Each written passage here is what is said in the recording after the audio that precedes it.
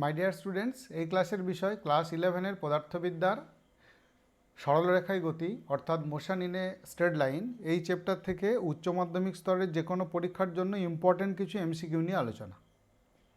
এর জন্য প্রথমেই এই চ্যাপ্টারের ইম্পর্ট্যান্ট তথ্যগুলিকে সংক্ষেপে খেয়াল করে নেব। যেমন ধরো, গড় বেগ বের করতে বললে আমরা মোট সরণ কত হয়েছে আর মোট কত সময় লেগেছে তাদের অনুপাত দিয়ে বের করব। সেরকম গড় দ্রুতি নির্ণয় করতে যদি বলে গড় দ্রুতি, তাহলে মোট দূরত্ব কত গেল আর মোট কত সময় লাগলো তাদের অনুপাত দিয়ে গড় দ্রুতি বের করব।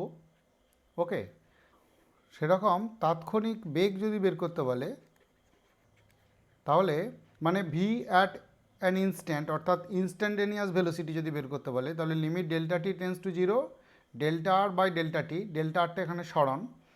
এটা থেকে ক্যালকুলাস অনুযায়ী আমরা আবার লিখতে পারি ডিআর ডিটি, বা যদি সরণটাকে এক্স ধরি তাহলে ডিএক্স ডিটি এরকম করে লিখতে পারি। সেরকম আবার ত্বরণ নির্ণয় করতে গেলে বেগের পরিবর্তন বাই সময় করে করব।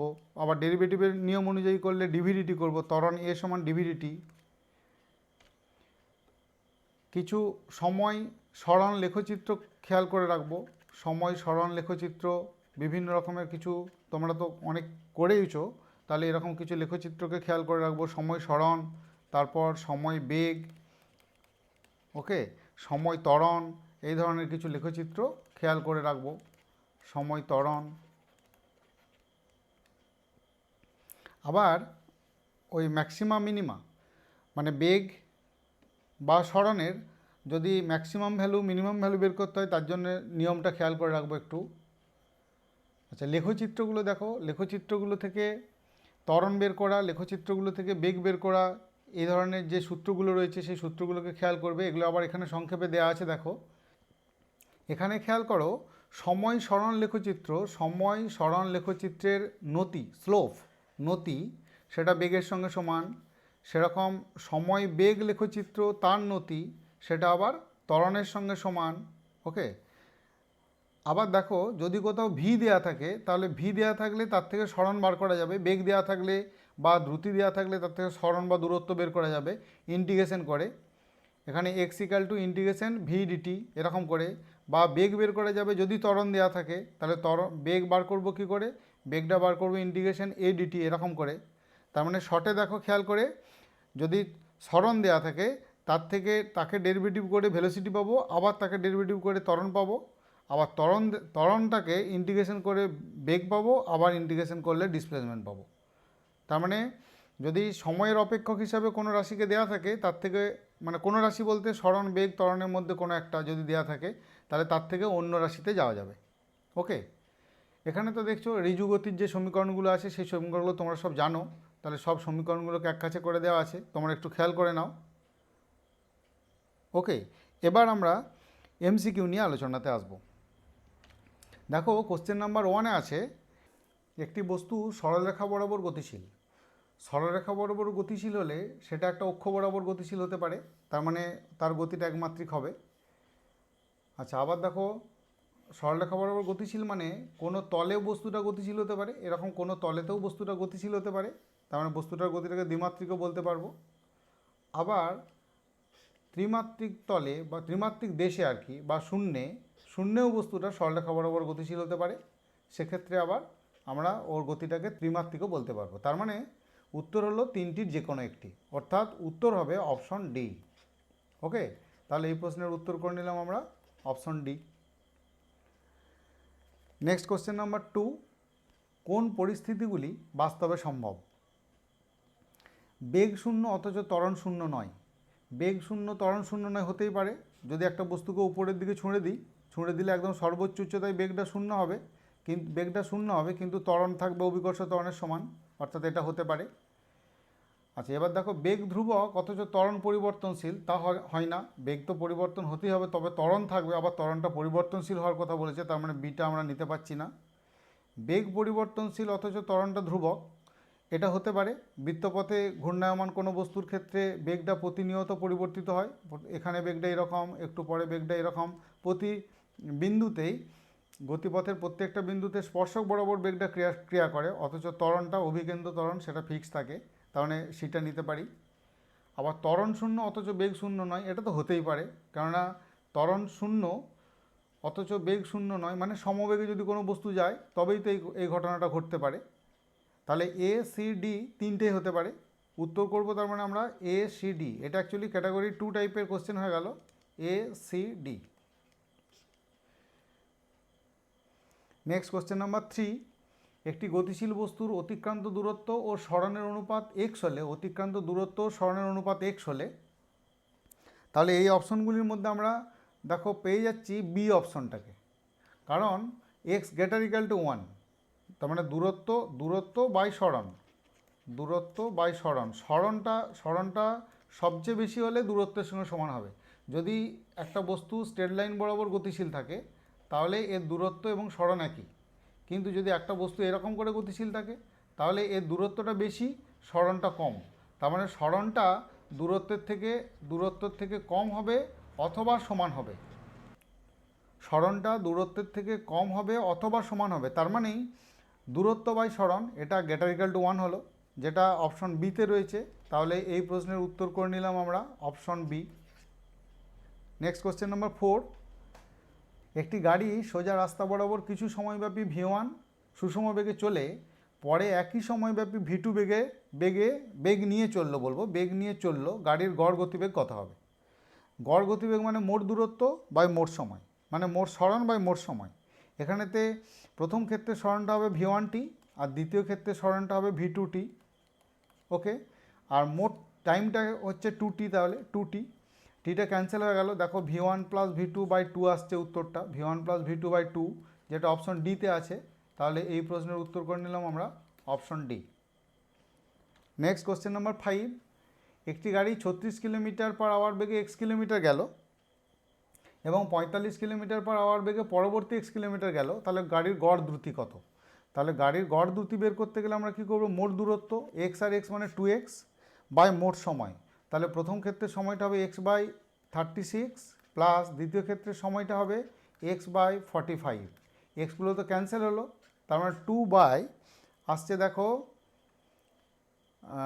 9 বাই 180, ক্যালকুলেশন করলে আসছে 40 কিলোমিটার পার আওয়ার, অপশন বিতে আছে। তাহলে এই প্রশ্নের উত্তর করে নিলাম আমরা option B. Next question number 6, একটি কণা একটি বৃত্তপথে ভি সমদ্রুতিতে ঘুরছে, মানে ওর পুরোটা ঘুরতে মানে পর্যায়কাল যেটা সেটা হবে 2 পাই আর বাই ভি, আরটাকে আমরা ব্যাসার্ধ ধরে নিচ্ছি, ওকে। তার মানে অর্ধেকটা ঘুরতে কত সময় লাগবে, t by two that is pi R by v, অর্ধেকটা ঘুরতে এত সময় লাগবে। আবার অর্ধেকটা যদি ঘুরলে ও সরণ হবে কিন্তু 2r, সরণ হবে ব্যাসের সঙ্গে সমান 2r, তাহলে সরণটা এখানে 2r আর সময়টা লাগলো পাই আর বাই ভি। তাহলে ক্যালকুলেশন করলে দেখো 2v by pi, 2v by pi option বিতে আছে। তাহলে এই প্রশ্নের উত্তর করে নিচ্ছি আমরা option B. Next question number 7, কোনো যাত্রাপথের 1/4 অংশ 40 কিলোমিটার পার আওয়ার দ্রুতিতে, বাকি 3/4 অংশ 60 কিলোমিটার পার আওয়ার দ্রুতিতে অতিক্রম করলো, তাহলে গড় দ্রুতিটা কত হবে? গড় দ্রুতি বের করতে হবে। তাহলে এটা আমরা টোটাল যদি ধরে নিই, দূরত্বটা হচ্ছে এক্স, দূরত্বটাকে টোটাল যদি ধরে নিই এক্স, তাহলে এক্স বাই 4 কিলোমিটার যাবে, এক্স বাই 4 কিলোমিটার যেতে সময় লাগবে দেখো এরকম, এক্স বাই 4 বাই 40, ওকে, দূরত্ব by beg, plus 3x by 4, এই দূরত্বটা যেতে কত সময় লাগবে না 3x বাই 4 বাই 60। তাহলে এখান থেকে ক্যালকুলেশন করলে আসছে দেখো 1 বাই 160 প্লাস 1 বাই ওই 3 আর 60 কাটবে 20, এটা হয়ে যাচ্ছে তাহলে 80।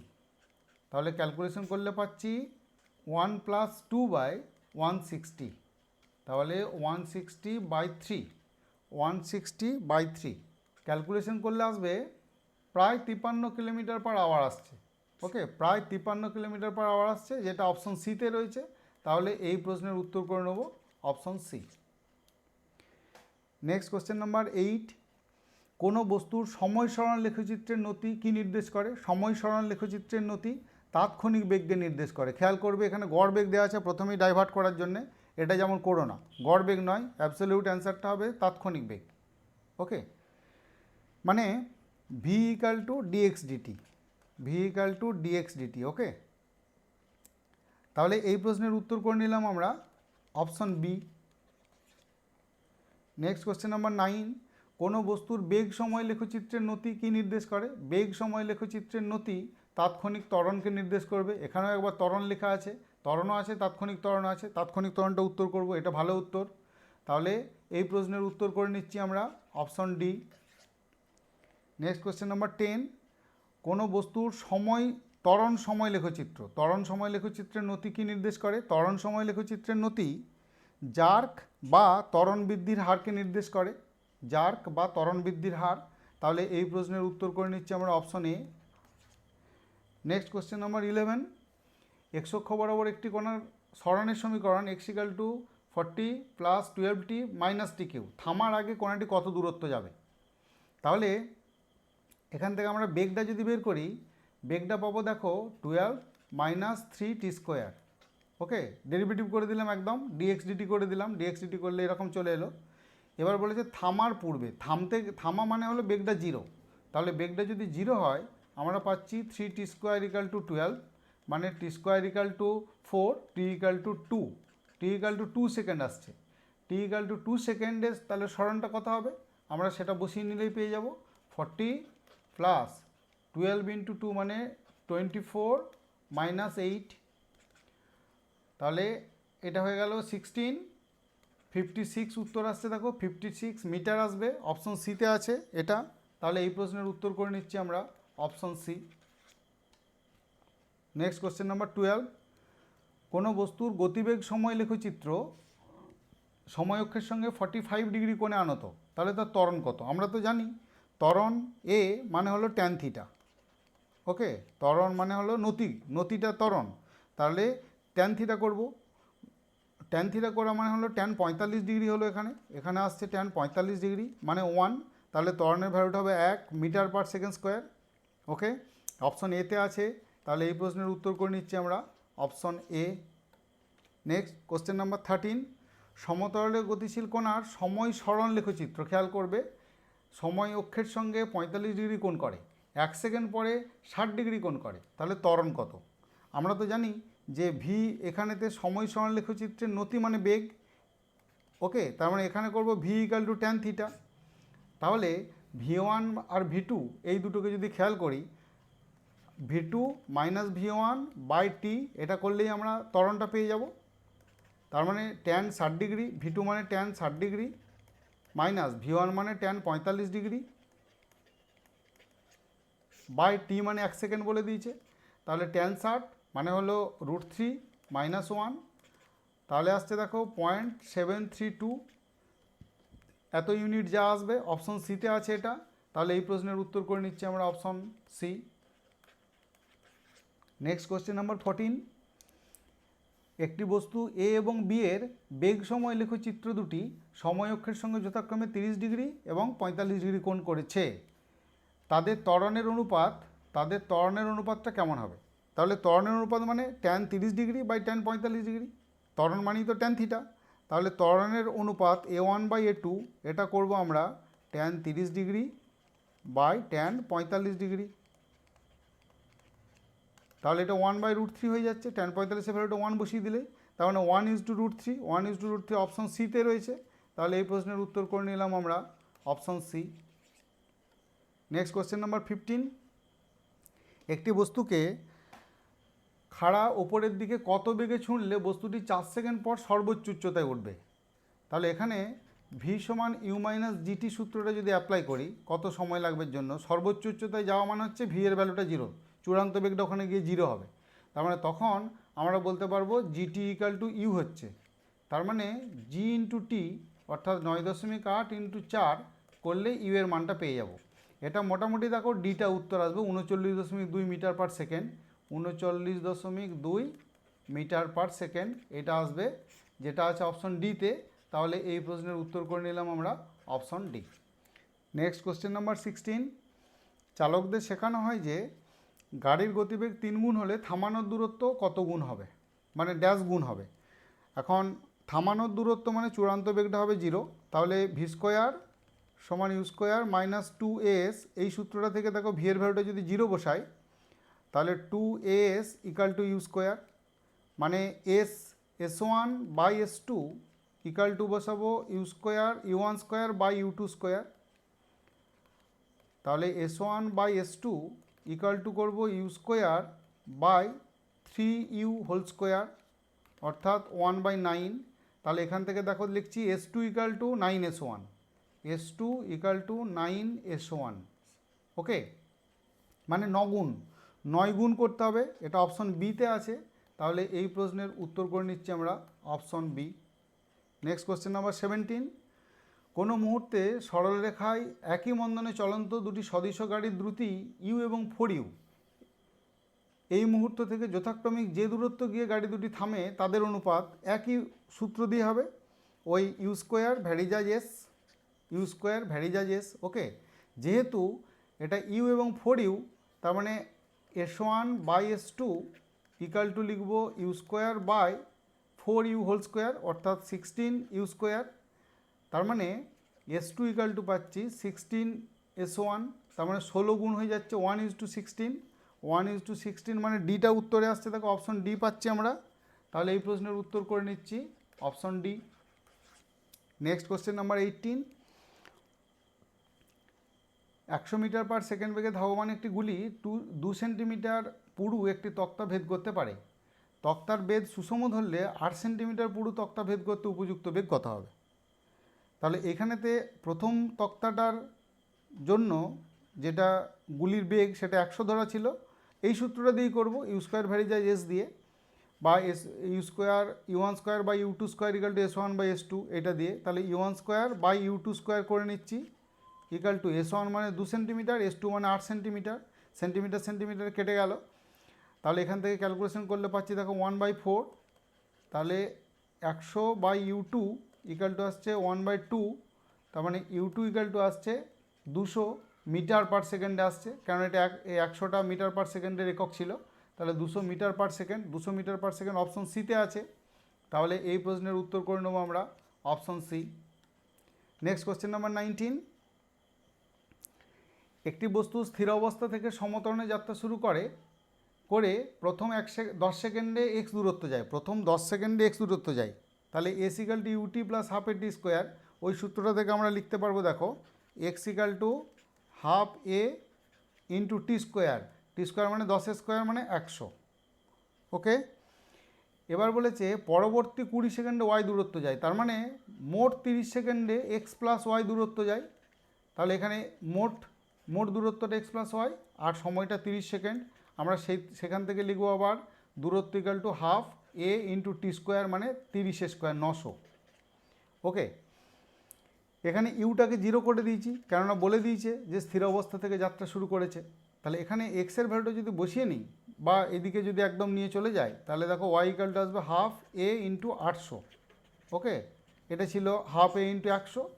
এবার ওয়াই বাই এক্স যদি করে নিই তাহলে 800 বাই 100 মানে আসছে দেখো 8/1, তাহলে y equal to 8x, y equal to 8x, y equal to 8x, এটা আছে অপশন সিতে। তাহলে এই প্রশ্নের উত্তর করে নিলাম আমরা option C. Next question number 20, একটি কণা স্থির অবস্থা থেকে সমতরণে গতিশীল, স্থির অবস্থা থেকে সমতরণে গতিশীল কণাটির সরণ সময় লেখচিত্র তার প্রকৃতি কীরূপ হবে? তাহলে যদি এদিকে সময় প্রকাশ করি, এদিকে যদি সরণকে প্রকাশ করি, ওকে, তাহলে লেখচিত্রটা এখানে হবে এইরকম লেখচিত্রটা হবে, মানে অধিবৃত্তের নাই, যেটা অপশন বিতে আছে। তাহলে এই প্রশ্নের উত্তর করে নেবো আমরা অপশন বি। এই চ্যাপ্টারের এমসিকিউ নিয়ে আলোচনা এখানেই শেষ করছি। এর পরের ভিডিওতে ভেক্টর এই চ্যাপ্টারটা থেকে ইম্পর্ট্যান্ট এমসিকিউ নিয়ে আলোচনা করব। এখন তাহলে এই পর্যন্তই থাক।